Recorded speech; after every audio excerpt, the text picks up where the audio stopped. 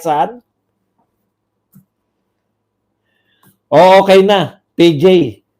Tignan nyo, alam nyo wala talaga kayong magagawa sa buhay. Bakit? Pinag-uusapan natin si BBM. Papasok nila, si Duterte maraming nabudol. Tapos na si Duterte, nakakulong na. Ano pang comparison ang gusto nyo? Dapat masaya na kayo, di ba? Oh, bakit hindi pa rin kayo masaya? Bakit bumagsak pa rin si BBM? Akala nyo kasi Duterte lang ang problema. O, nung nakakulong na si Duterte, hindi nyo na po pwedeng sisihin si Duterte sa lahat ng nangyayari sa Pilipinas. Wala po siyang kinalaman dahil siya po ay nakakulong sa daig. Paulit-ulit kayo, si Duterte pa rin na may kasalanan? Puta. Palitan mo na po si BBM. Sabihin nyo, mag-resign siya. Kaya mo ba sabihin? O hindi, di ba? Tangihingot talaga itong mga to. Kung po pwede lang yan, suggestion mo, bibit eh. Very willing ako eh. O, kaso hindi naman eh. Yung mga suggestion mo, pang ano eh, pang mahina kokote. Pag napupunahin mo yung presidente, di ikaw na pumalit, ikaw na magpresidente. Anong klase? Walang katotoran. Di ikaw na presidente, palitan mo siya. Kala mo, ay, Diyos ka ba?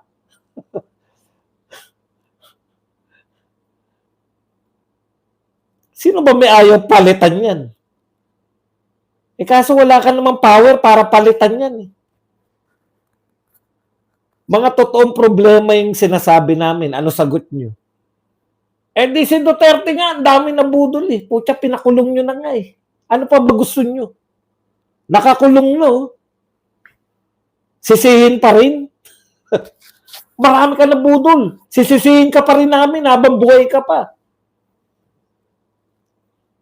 Mga problema sa Pilipinas ngayon, sa nakakulong na si Duterte pa rin nyo gustong isisi? Wala na po yan, hindi na po tumatalab yan. Yan ang ginawa ni Auntie Claire. Isisi kay Duterte, kay Digong, isisi kay Sara Duterte, isisi sa mga kaibigan ng mga Duterte, isisi sa Pogo. Oh. Kaya wala po eh. Tapos makalipas ang isang buwan na nakakulong, si Duterte pa rin na may kasalanan. Yun nga, nakakulong na, bakit takot pa rin sila? Yan nga, yan ang problema nila eh. Kasi nasanay sila na lahat ng problema ng Pilipinas, kasalanan ni Duterte. Pwede po yun kung isang buwan pa lang yung Pangulo. 3 taon na eh. Dapat sinabi niya nung nangangampanya siya ganito, para walang budulan. Ako po ay magsasalita ng magagandang salita tulad ng itutuloy ko ang ginawa ni Duterte. Pero hindi ko po talaga itutuloy yan. Pag may problema po sumulpot sa aking administrasyon, isisisi ko po kay Duterte. O kung ganun po sinabi ni BBM, sa tingin nyo mananalo? Hindi. Wala kayong maisagot, Duterte pa rin. Pareho lang kayo ni Auntie Claire. Kaya bumabagsak si Duterte. Totoong problema. Halimbawa, o kayo, humingi kayo sa nanay nyo, Nay, kailangan namin ng project sa eskwela. Alam mo anak, nung kami nag-aaral, wala pa naman yung mga project na yan. Dadaldalan lang kayo ng ano nyo, ng nanay nyo. O nasolve ba yung problema nyo sa project? Hinto na lang ako. Humihingi lang ako ng pang-project, nilitanyahan ako na naglalakad sila ng 4 na oras nung panahon nila. Hindi po pwedeng yung problema, yung pagtugon nyo po sa problema ngayon, yung haka-haka ninyo nung nagdaang administrasyon. Ang dami palang problema, bakit napaka-popular ni Duterte?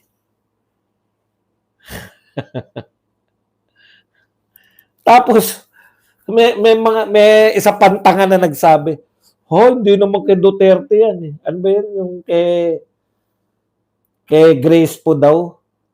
Yung 10 years passport ba? Kailan ba naging presidente si Grace po? Mga makikitid talagang utak eh.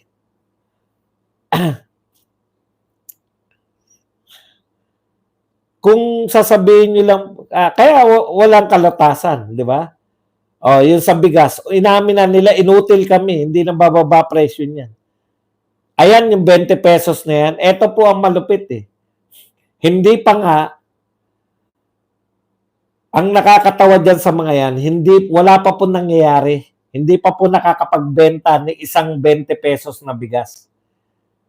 Ano ibig mo sabihin ba doon? Wala pa. Hindi pa nagsisimula eh. Magbebenta pa lang sila. Di ba? Magbebenta pa lang sila ng bigas. Di ba? Magbebenta pa lang sila ng bigas. Pero kung makakantsaw na, kinakantsawan na tayo dahil magbebenta. Bago kayo mangantsaw, yung ano muna, yung meron ng 20 pesos na bigas. Alam nyo po, tingin ko dyan, eto tansya ko babalik sa kanila yan, mas malala po ang balik niyan. Kasi pahirapan nila mga tao eh. Hahaba ng pila para sa 20 pesos. May mga mahihimatay dyan. Alam niyo na magiging drama dyan. Kung may problema, dapat wag isisi sa iba. Ikaw ang presidente, dapat gawan mo ng paraan. Marjorie kala ko Barreto na eh. 1.5 kilo lang yan bigas, if not lesser, or bigas na luma sa NFA warehouse. Yun pondo, kukunin sa ayuda. Ay hindi po. Hindi po ipamimigay ng mga congressman yung mga IX na. Bawal nyo pong gamitin yung pondo po. Baka kala nyo pwede po yun. Hindi po pwede yun.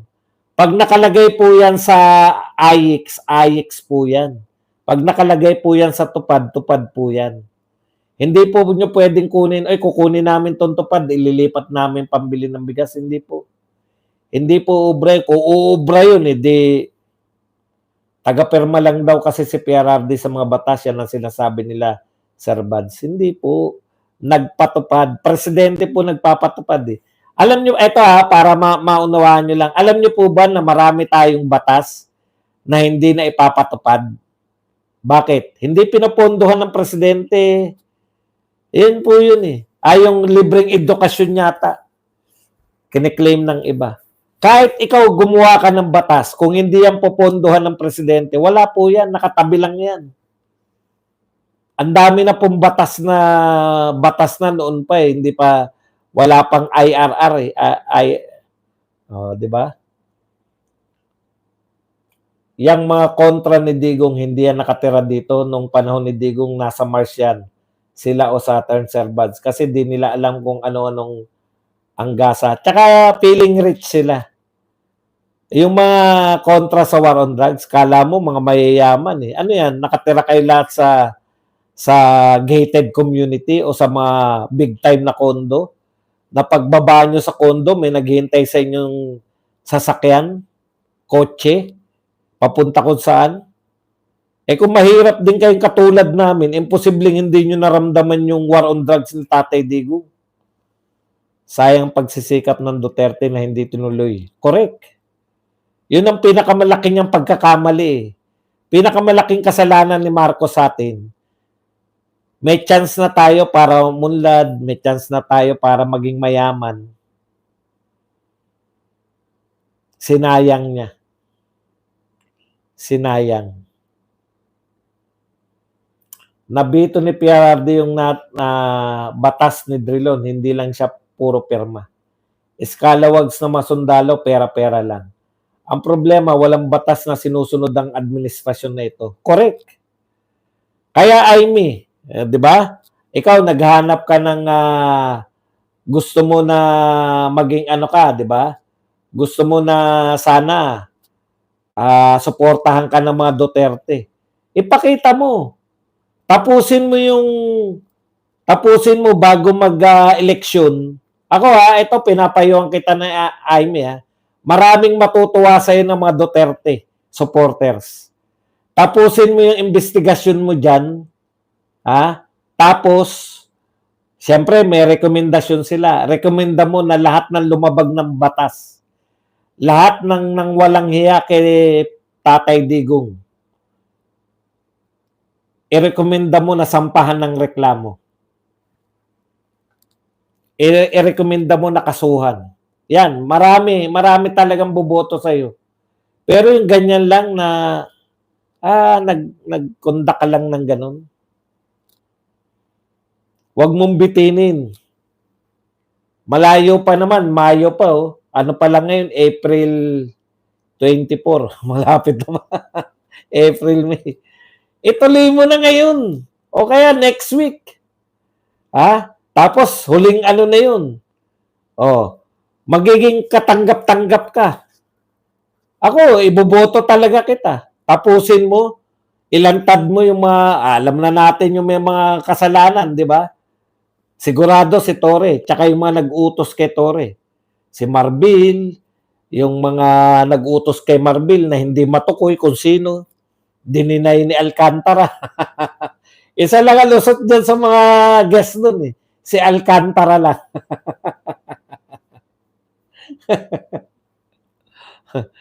Kasi mag-uutos ka ng illegal.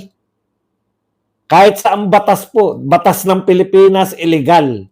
Hindi dumaan sa korte, pinamigay. Batas, mismo yung pinagsukuan nyo, batas ng ICC. Illegal pa rin yun. Dapat dumaan sa local court. Tapos yung kiniklaim ng NBI na sila yung umaaktong local court, putya. O DOJ. DOJ ba o NBI? Illegal pa rin yun. Tignan mo. Alam mo, PJ, wag, tignan mo sinasabi ni PJ, impeach nyo si Marcos, sila kasi ang nag-utos na makulong si Digong, wag na tayong lumayo. Alam mo, PJ, hindi ang pag-impeach po sa Pangulo ay hindi po yan nagkakaso ka lang sa korte. No? Kinakailangan mo muna, meron kang 100 plus na congressman. Sino ang 100 plus na congressman ngayon? Wala. Wala tayo nun. Ewan ko kung ano ka talaga, kung Duterte ka talaga. Kasi mga Duterte, tanggap namin eh. Masyado na pong stretch na po yung mga Duterte. Para ganyan pa suggestion.